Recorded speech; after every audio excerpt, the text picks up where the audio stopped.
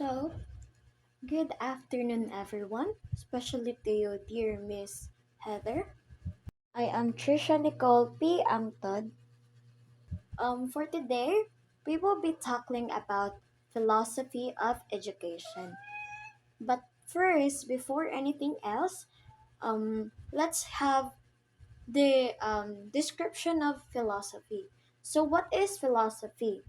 Philosophy comes from the Greek words philo means love and sophia meaning wisdom. Together, it means love of wisdom. This shows that philosophy is about wanting to learn and understand deeply.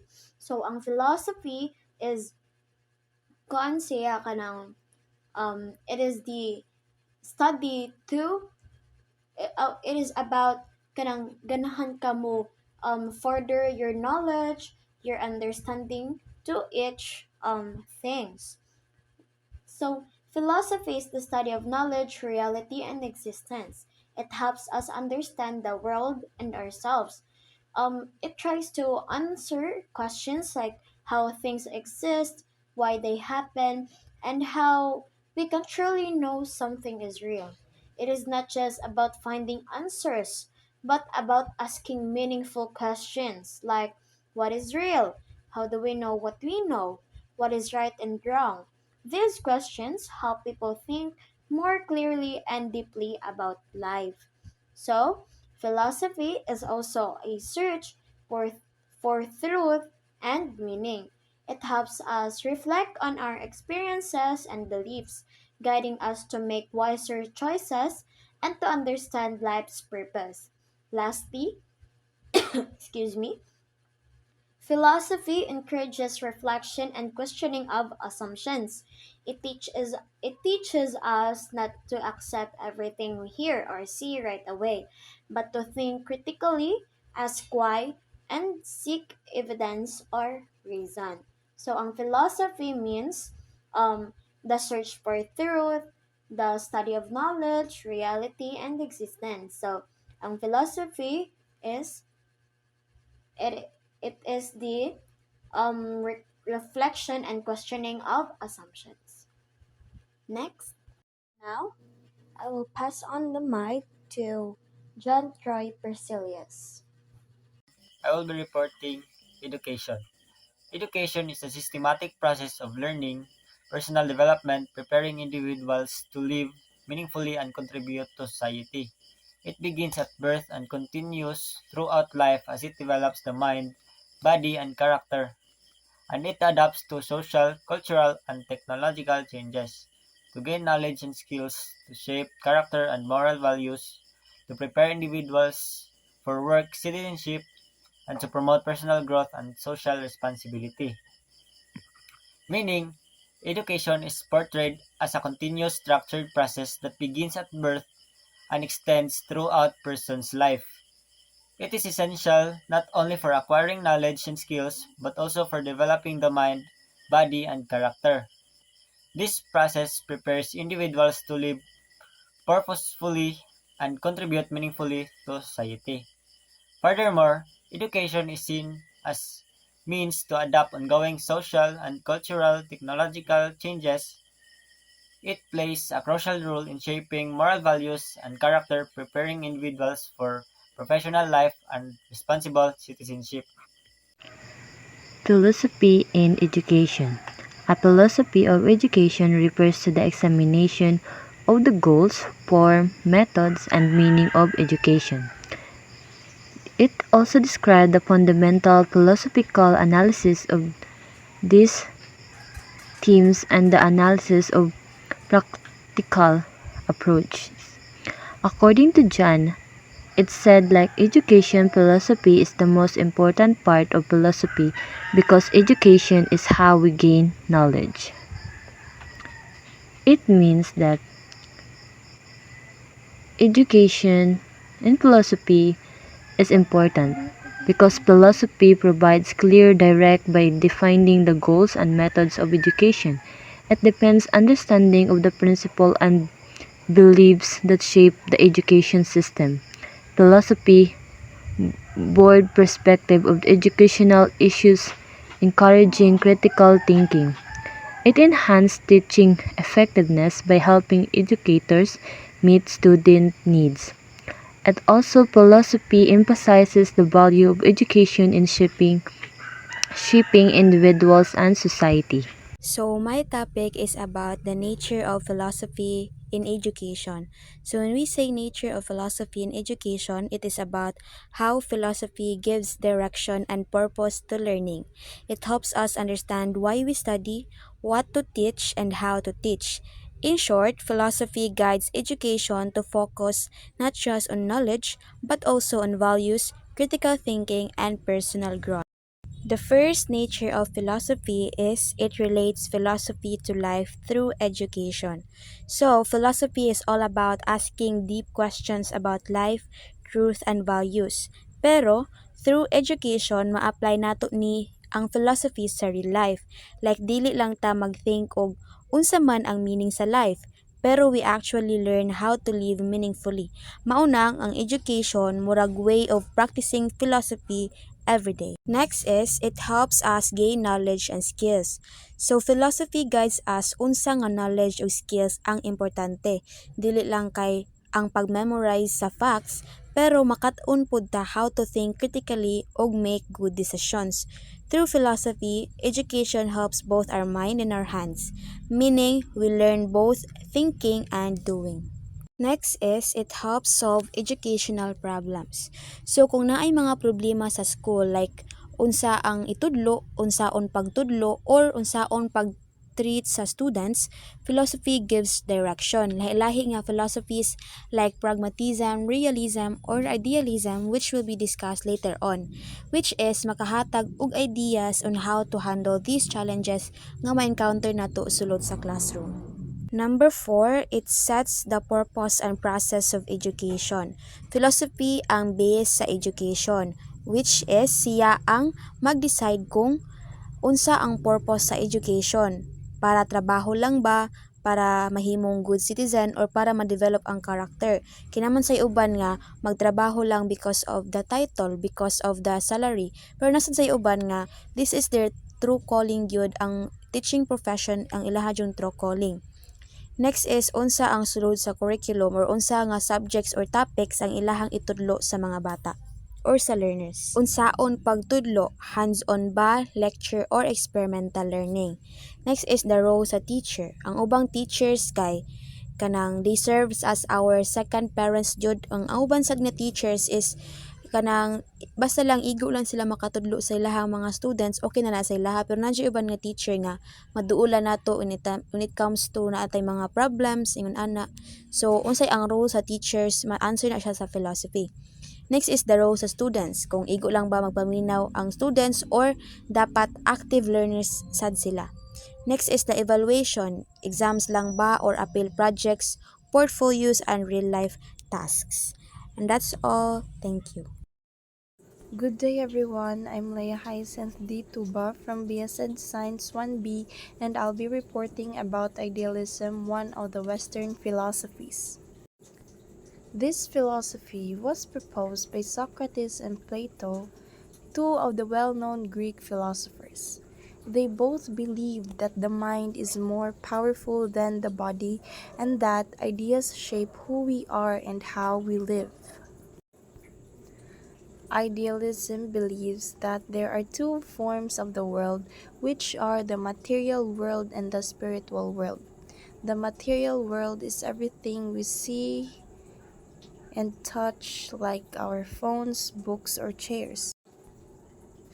But for idealists, it they believe that these are not the real reality. Why? Because material things fade, break, or change, while the spiritual world, on the other hand, is made up of ideas, thoughts, and values like love, truth, and kindness, and these things never disappear. Next, idealism says that the prime aim of life is to achieve spiritual values, truth, beauty, and goodness, because these are the things that make life meaningful. Why? Because truth helps us understood what's real and right. Beauty inspires us to appreciate life and see the good in everything. Goodness guides us to do what is moral and just. So I can say that these values are called undying because they never go out of style even if the world changes. Lastly, idealism believes that ideas are the only true reality and they are more important than objects or materials. For example, a flower may wither and die, but the idea of beauty it represents will always stay in our minds. That's why, for idealists, what's inside our mind, our ideas, beliefs, and values are the things that truly last. So, in short, idealism reminds us that life isn't just about what we see, but it's about what we believe and think. The world may change, but ideas and values will always remain. Thank you, and that would be all. Good day, everyone. This is Marian Frenzel Alboiza, and I will be reporting about the implications of idealism in education. Now, when we say implications of idealism in education, ano ba day implications ni idealism, no?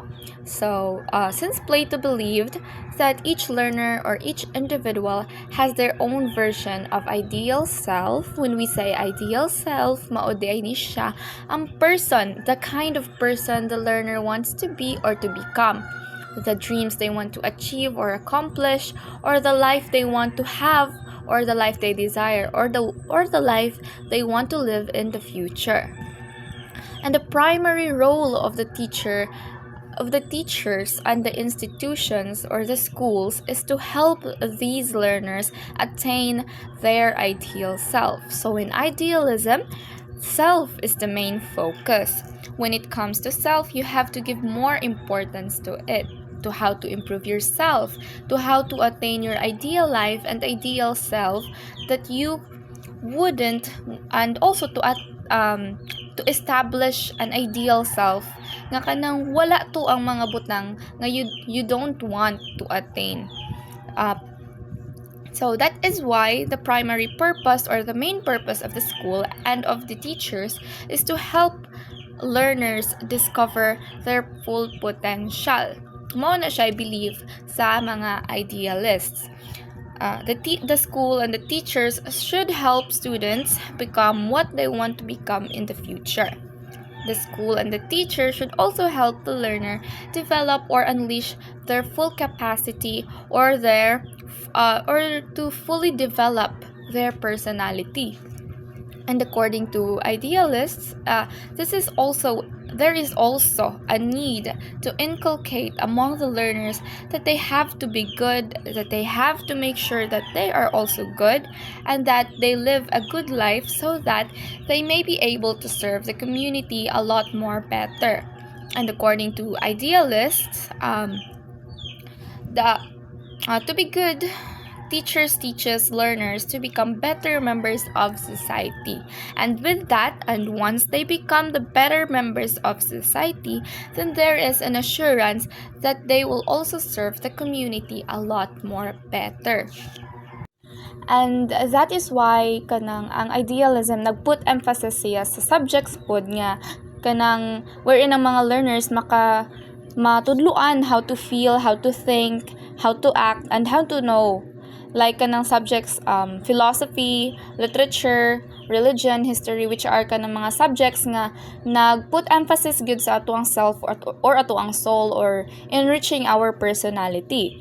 Now, these subjects would teach individuals a proper way of thinking, knowing, and of feeling, also acting.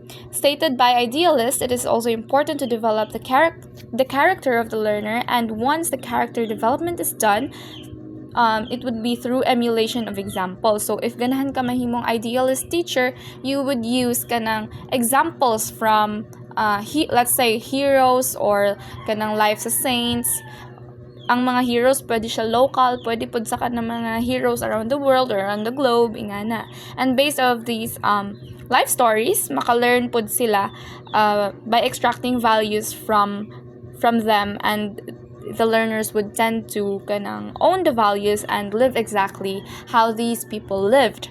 They will be motivated to live the way these people or these heroes and saints lived their lives.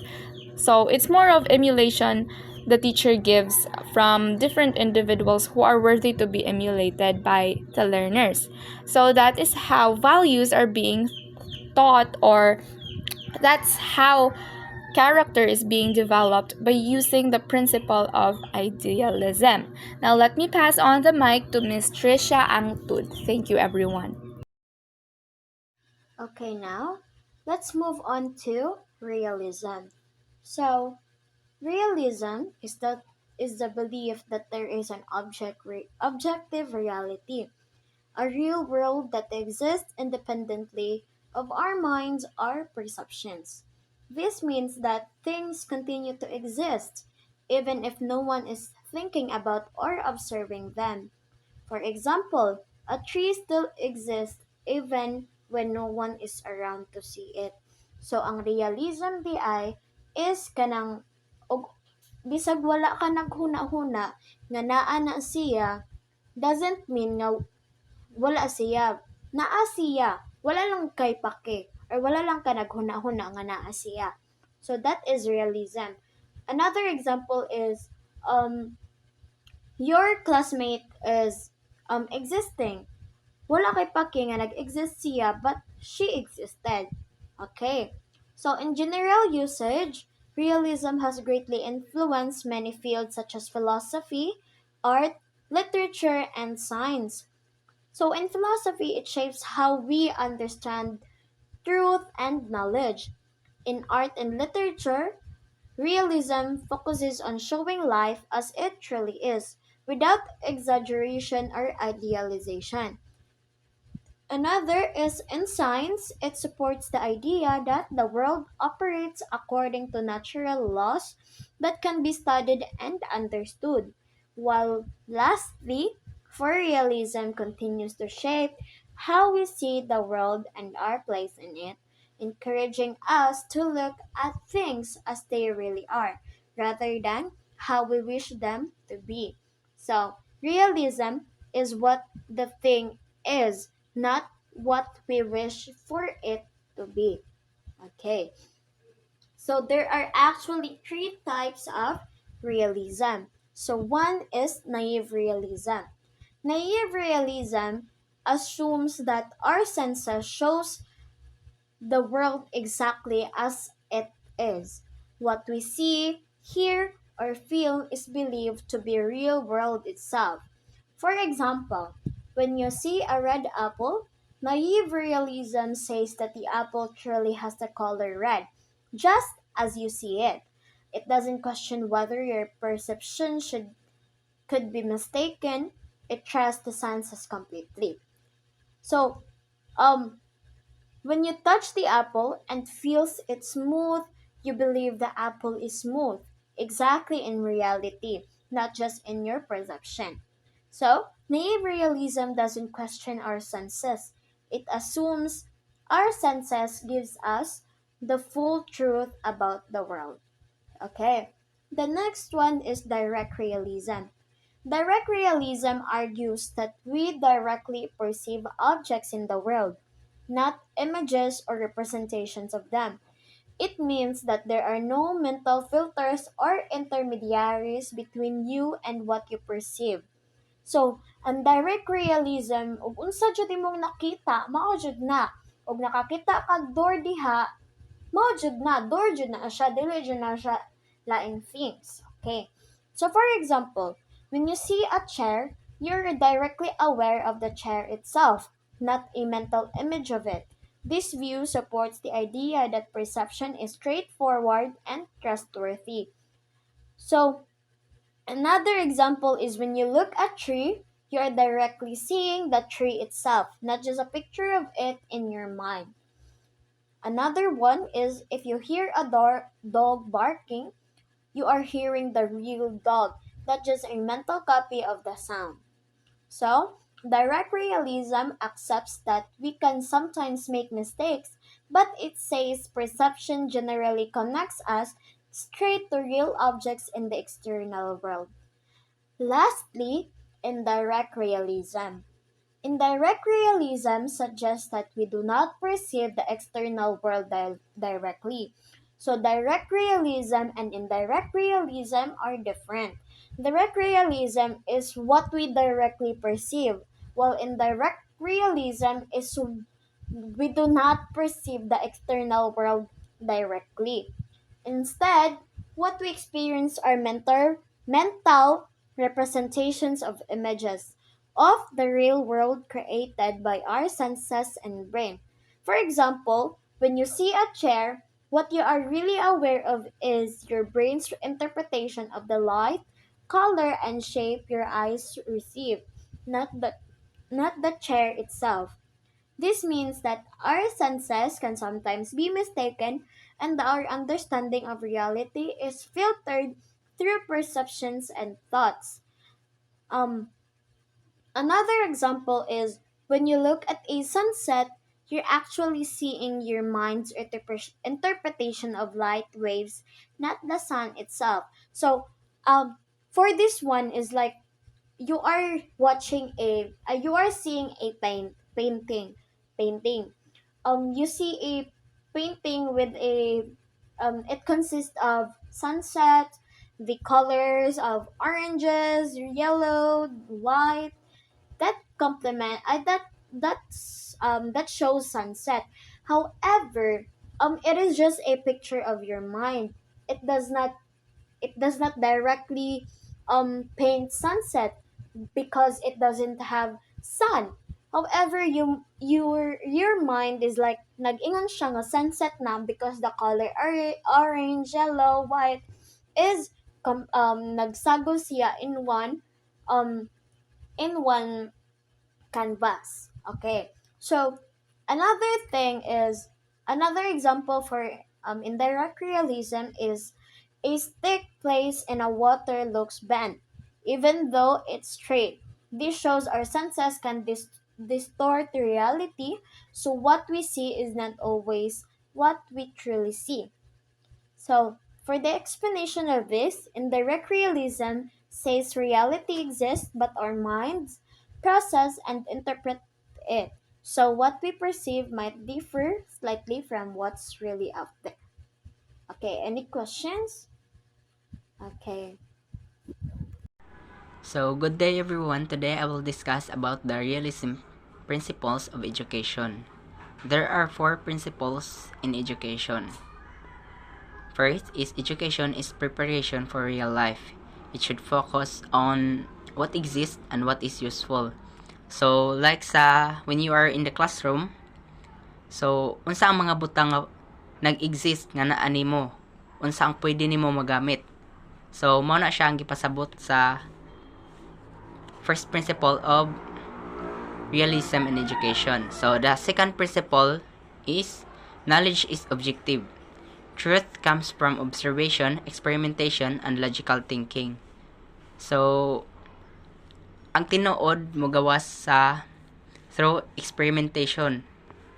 So, like sa kananaang difference in density,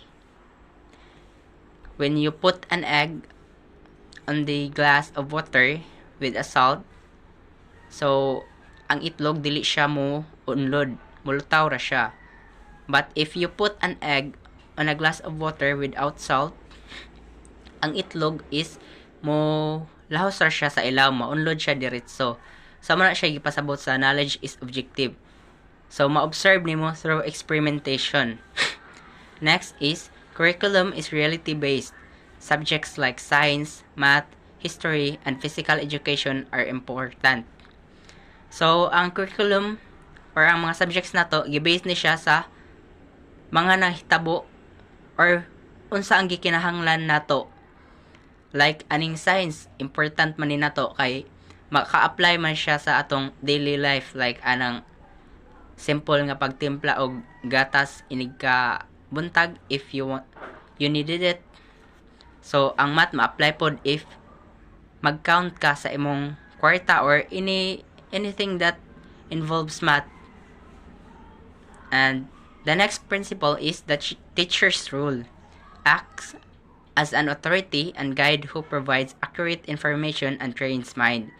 So, kani siya nga principle, ang gipasabot-an niya is, ang teacher, if makakita siya sa mga student na ay wala na sabtan or na ay misconception about the lesson, so siya ang mo guide, mohatag og sakto nga information para makasabot ang mga estudyante.